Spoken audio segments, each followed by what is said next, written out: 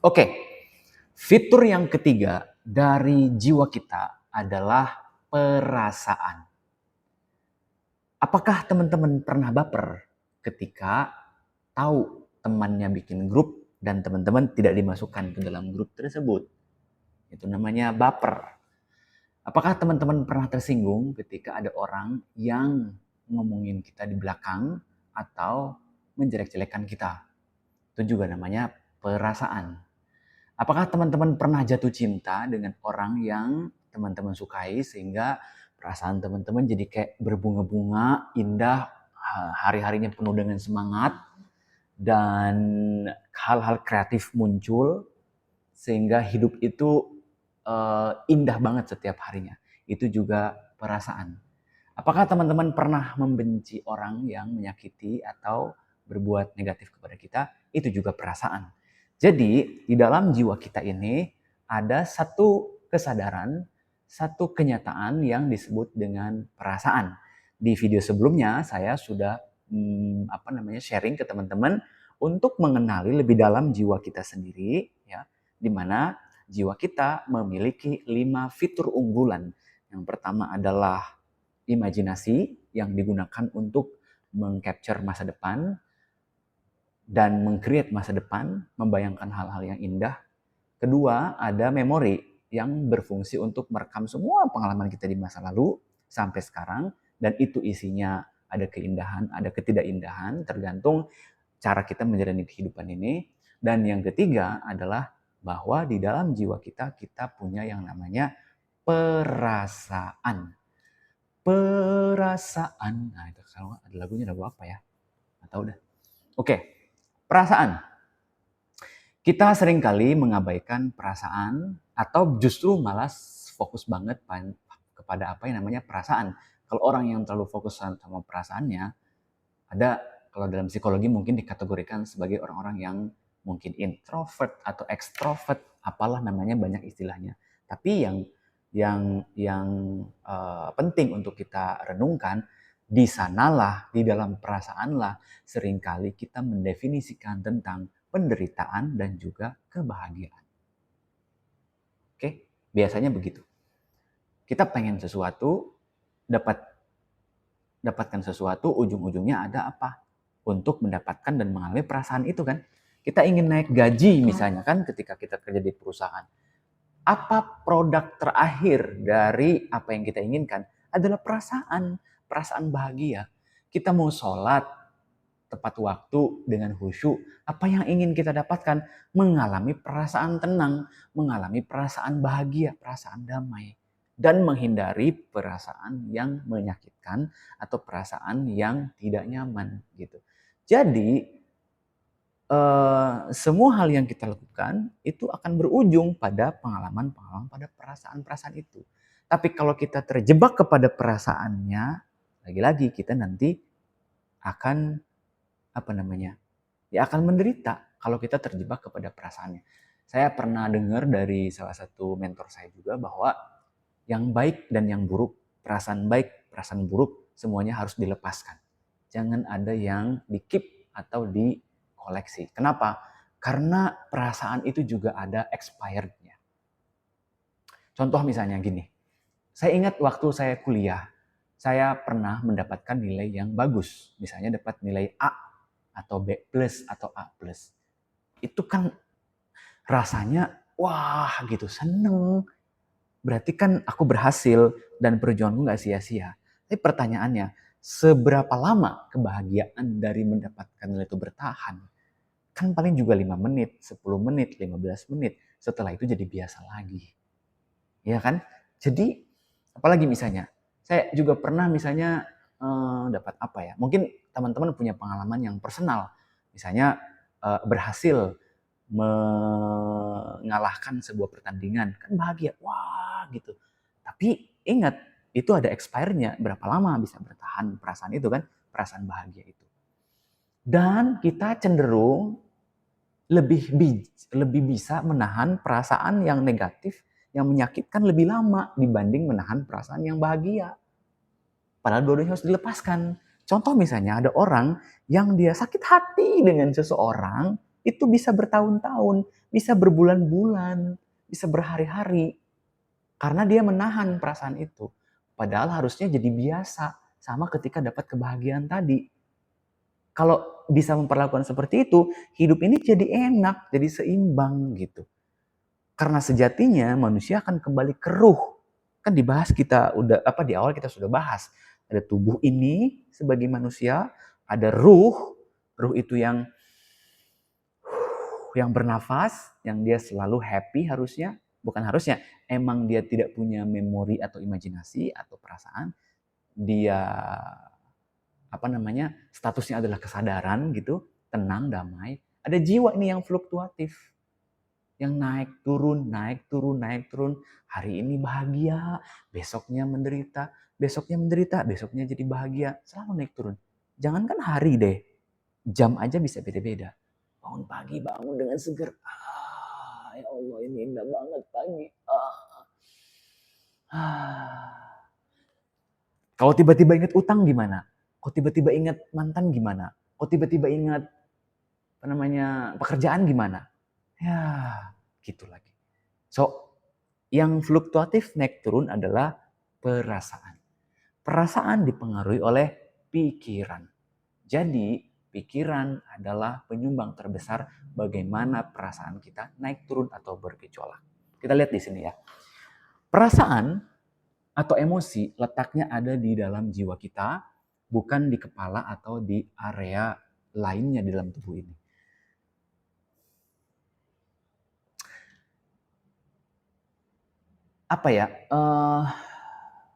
Efek ataupun tanda ataupun produk dari bagaimana perasaan itu mengalir, itu kalau di dalam tubuh disebut dengan sensasi. Contoh ya. Aku takut ketika aku melewati sebuah lahan yang sepi dan gelap dan banyak kuburan. Maka efeknya kan jadi bulu kuduknya merinding. Nah, bulu kuduk merinding itu berarti itu sensasi. Sensasi tubuh menangkap sinyal dari perasaan dalam jiwanya bahwa jiwa kita mengalami ketakutan. Jadi sensasi itu jangan diabaikan. Sensasi itu adalah ciri jiwa kita bereaksi terhadap sebuah kenyataan. Itu kalau takut. Kemudian kalau misalnya kita nervous. Nervous itu berarti kan kita misalnya kalau ada teman-teman mau presentasi lalu tiba-tiba nervous. Apa sensasi yang muncul di tubuh? Yang muncul di tubuh biasanya misalnya keringat dingin, atau bulir-bulir keringatnya bercucuran, atau misalnya sakit perut. Nah, itu sakit perut berarti kan sensasi yang diterima oleh tubuh bahwa di dalam jiwa kita sedang ada yang namanya perasaan nervous. Jadi antara tubuh dengan jiwa kita selalu memiliki koneksi yang cukup kuat. Dan tubuh adalah bahasa kejujuran dari perasaan kita seperti apa. Sebaliknya kalau kita lagi berbahagia, bisa jadi tubuh kita terasa hangat, badan kita nyaman, ya, terus sehat. Itu berarti kan perasaannya stabil gitu, bahagia. So, gampang sekali untuk mengenali atau misalnya mengkontemplasikan bagaimana perasaan kita bekerja. Cek sensasi-sensasi yang muncul di dalam tubuh kita sendiri gitu. So, dengan kata lain, apa yang ingin saya ungkapkan adalah bahwa perasaan adalah bahasa pikiran, sensasi adalah bahasa tubuh. Jadi kalau punya pikiran tertentu, cek reaksinya ada di dalam perasaan. Lalu perasaan punya nuansa tertentu, cek reaksinya ada di dalam tubuh gitu. Jadi pikiran, perasaan dengan tubuh selalu punya keterikatan dan keterkaitan gitu. Contoh misalnya orang yang lagi-lagi konteksnya adalah misalnya orang yang punya pikiran positif misalnya kan gitu. Itu punya perasaan yang positif. Apa contohnya ya? Contohnya misalnya hari ini saya akan ketemu orang misalnya. Dan orang itu adalah misalnya atasan atau bos gitu kan. Muncul pikiran. Gimana kalau dia nanyain kerjaan gue ya? Itu kan pikiran. Dan kita tahu kerjaan kita masih belum selesai misalnya. Karena pikiran sadar dia punya kerjaan belum selesai, lalu dia akan ketemu bos, maka perasaan merespon. Jadi dagdikduk dong, jadi cemas dong, jadi takut. Kemudian dari perasaan itu muncul sensasi di tubuh, sakit perut, atau emahnya naik, atau tiba-tiba sakit, banyak gitu. Jadi membaca orang misalnya, atau ada istilah sering yang muncul, kesehatan seseorang, kesakitan seseorang itu banyak ditentukan oleh isi pikirannya. Jadi supaya tetap sehat, jaga pikiran agar sehat. Supaya perasaan sehat. Kalau perasaan sehat, badannya jadi sehat. Banyak orang sakit yang mereka tidak sadar itu karena pikirannya sakit. Kalau pikirannya sakit, perasaan jadi sakit. Kalau perasaan sakit, tubuhnya jadi sakit. Jadi cara terbaik untuk memelihara daya tahan tubuh adalah dengan memelihara isi pikiran kita.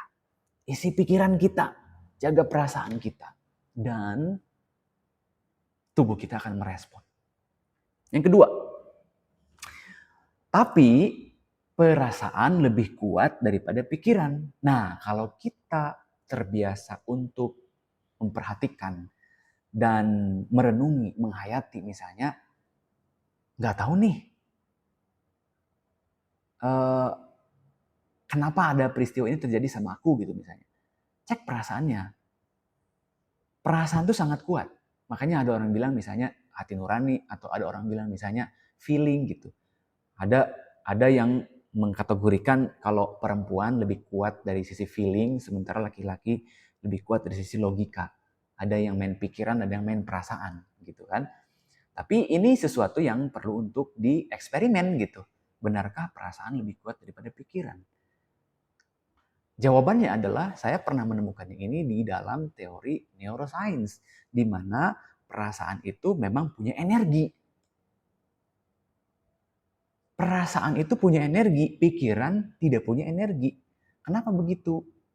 Yaitu adalah mekanisme hukum semesta yang diciptakan Tuhan.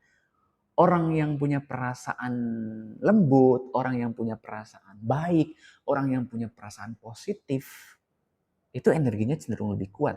Diamnya dia aja bisa mempengaruhi orang.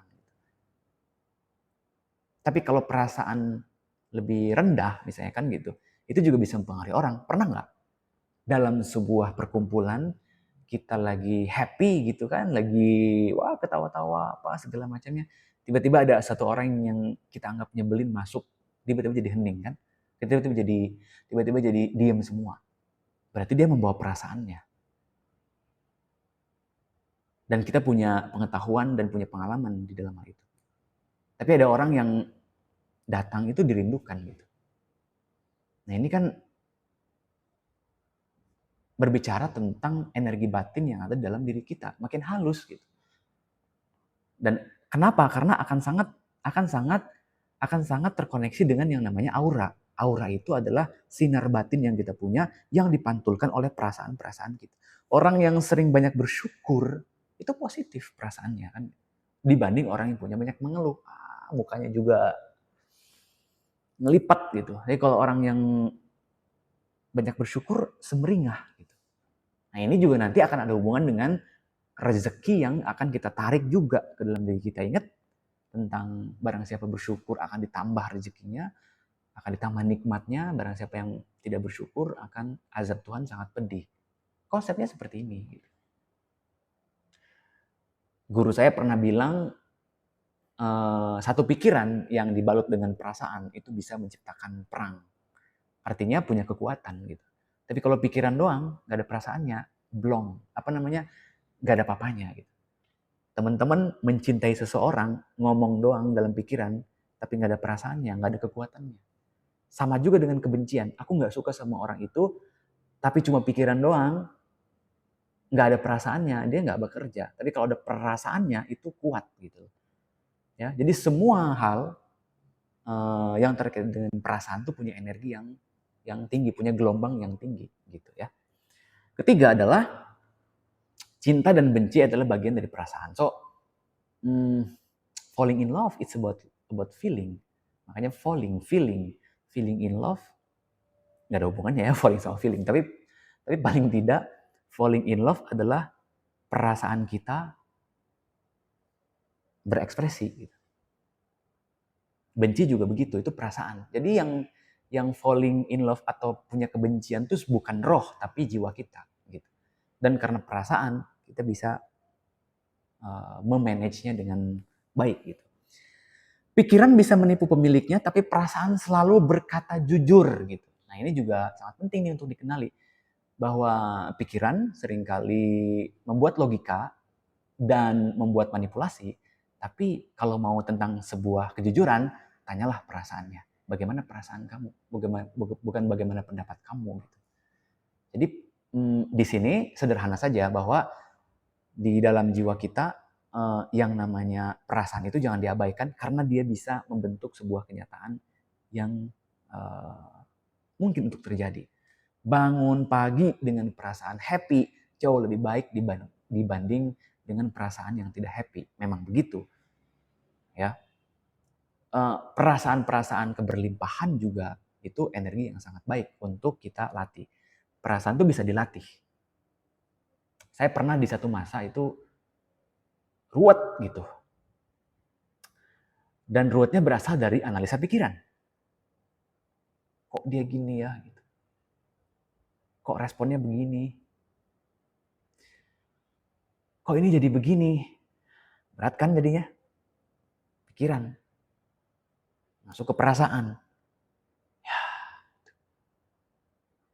Ketika masuk ke perasaan, apa yang terjadi? Hidup jadi berat. Lalu apa yang saya lakukan? Saya meditasi.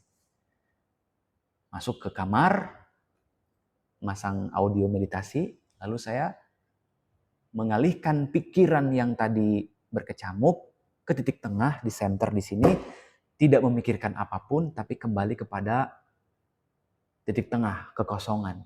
Nggak mau mikirin apapun. Nah, pelan-pelan tuh, pikiran dan perasaan yang tadi naik turun, tiba-tiba jadi tenang kembali. Begitu tenang, kita jadi ajeg lagi. Begitu jadi ajeg, pandangan kita terhadap dunia juga jadi makin luas. Gitu. Jadi, jangan nurutin perasaan yang lagi suntuk. Jangan nurutin perasaan yang lagi negatif. Jangan nurutin perasaan yang lagi di bawah. Perasaan itu harus di-entertain atau di-treatment supaya dia naik lagi ke posisi awalnya, yaitu netral atau bahagia. Gitu. Itu teman-teman perlu cari tuh metode-metodenya. Ada yang cocok dengan sholat, perasaan jadi tenang.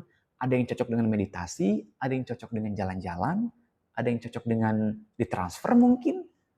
Macam-macam gitu. Yang penting perasaannya tenang kembali. Gitu. Karena pada saat perasaannya lagi tidak tenang, kita memancarkan energi atau frekuensi yang rendah. Tapi kalau kita lagi happy, kita memancarkan vibrasi atau frekuensi yang tinggi. Bedanya apa? Vibrasi rendah dengan vibrasi tinggi. Beda. Beda dalam hal apa yang ditarik, apa yang diundang. Kalau kita memancarkan energi yang tinggi, bahagia. Bersyukur. Kita menarik hal-hal yang baik dalam kehidupan kita. Kalau kita memancarkan perasaan yang rendah, takut, cemas, khawatir, keluh kesah, mudah tersinggung, baperan, kita akan menarik hal-hal yang negatif ke dalam kehidupan kita. Rezeki kita makin seret, uang yang ada cepat keluar. Ya kan? Kita akan diketemukan dengan masalah-masalah. Jadi penyebab masalah ada bukan Tuhan, bukan orang lain, tapi perasaan yang kita pancarkan setiap harinya. Ini sebuah prinsip dasar dalam hidup. Ini sebuah skill. Sebuah karakter, sebuah kebiasaan. Mulai dengan cara misalnya memberikan respon dengan sadar. Pada saat ada peristiwa yang bikin kita nggak nyaman, tersinggung, sakit hati, suffering, jangan langsung memberikan respon, tapi apa? Ada tekniknya, ada caranya. Yang paling sederhana adalah jangan login, jangan masuk ke perasaan itu. Alihkan dulu ke hal yang bikin bahagia. Contoh misalnya cari YouTube yang bikin happy. Wah, yang komedi, ketawa-tawa lagi. Secara sederhana mengalihkan pikiran adalah skill yang harus kita kuasai supaya pikirannya nggak ke situ terus. Ini tahap pertama nih, mengalihkan dulu aja. Yang penting dia nggak bersarang dulu. Memang ada teknik lain yang udah nggak apa-apa, biarin aja dia diterima dulu perasaannya itu. Tapi kalau orang belum punya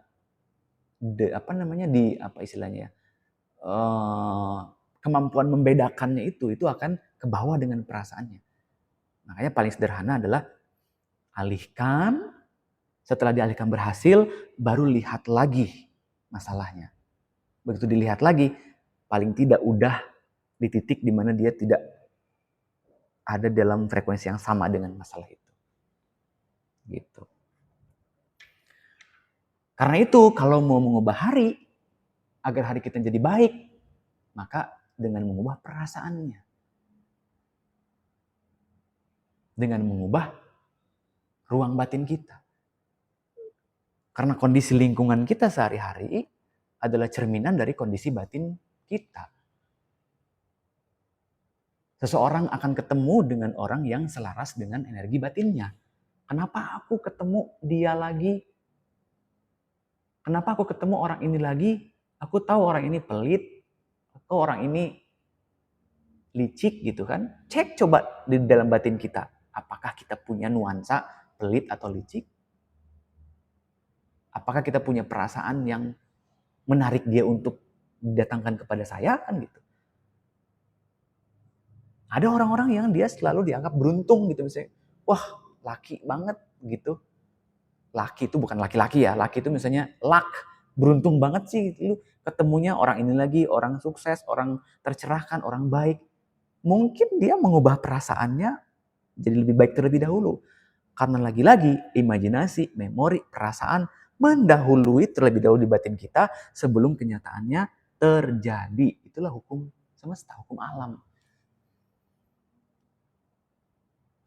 Ini juga renungan buat saya. Kenapa misalnya ada di mana fase hidup saya misalnya ada yang looping, ada yang terus mengulang. Apa ya yang harus saya perbaiki? Perasaan apa yang harus saya munculkan? Itu nggak mudah. Tidak mudah karena perlu latihan. Jadi kalau mau mengubah hari agar lebih baik, maka ubah perasaannya. Kalau mau mengubah masa depan jadi lebih baik, ubah juga perasaannya. Bisa loh, kita tuh selalu happy walaupun dalam keadaan tidak baik-baik aja. Itu teknik mengubah perasaan. Dengan cara mengubah cara berpikir. Ingat kan urutannya? Berpikir, berperasaan, sensasi muncul di dalam tubuh kita. Gitu.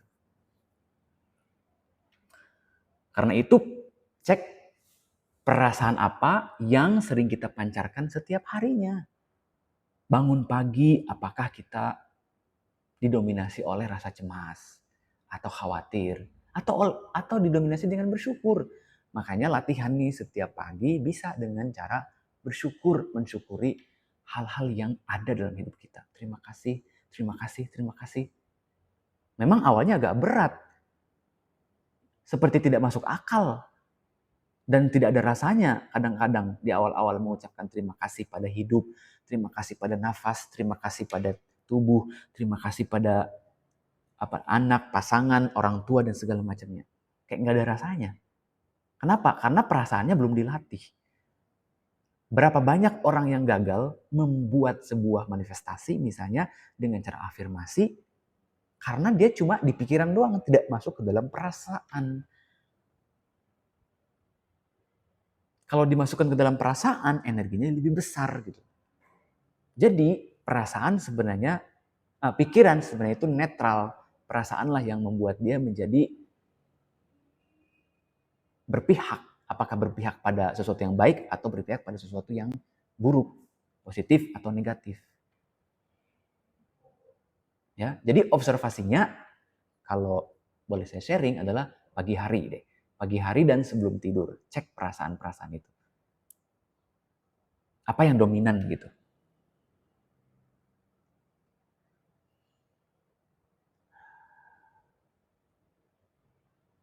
Karena perasaan kita nggak bisa bohong. Kita nggak bisa ditipu. Bahkan kita nggak bisa menipu Tuhan, nggak bisa menipu alam semesta. Aku pengen bahagia, aku pengen sejahtera, tapi perasaannya masih kekurangan. Alam semesta menang. Tuhan dengan segala macam perangkat hukumnya menangkatnya adalah yang apa yang dirasakannya. Gitu. Nah, kita sama-sama belajar nih di sini. Buktikan dalam kehidupan. Miliki perasaan yang positif. Ya, walaupun misalnya rekening nol, belum punya pekerjaan, atau pekerjaannya gini-gini aja, relationship dengan orang kita sayangi mungkin lagi nggak baik-baik aja. Nah, belajar untuk mengubah perasaan yang mendem atau kesel atau itu ditransformasikan menjadi positif. Gimana tekniknya? Susah nggak? Susah. Tapi kalau kita kan sudah diberikan perangkat oleh Tuhan, akal kita. Jalan kaki keluar misalnya, itu mengubah perasaan, mengubah energi. Silaturahmi, nonton video yang menyenangkan, cari hal-hal baru, itu bisa mengubah perasaan.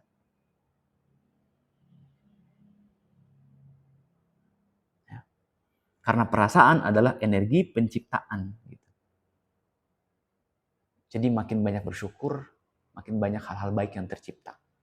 Makin tidak bersyukur, hal-hal negatif juga akan tercipta. So, gimana perasaan teman-teman sekarang?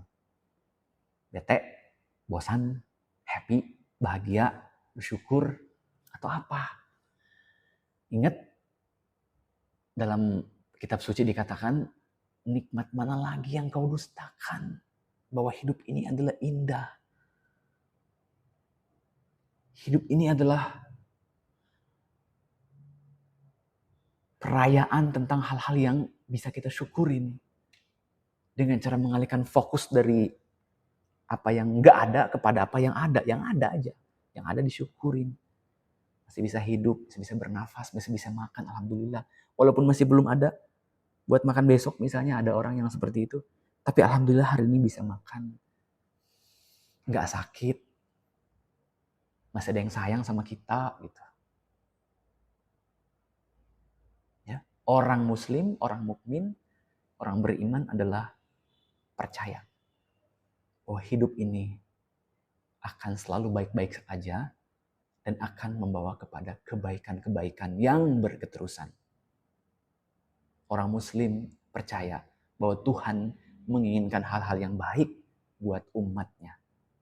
Dan orang muslim, orang mukmin, orang yang agama apapun, yang mereka punya keimanan kepada Tuhan, punya rasa, punya trust seperti ini pada kehidupan.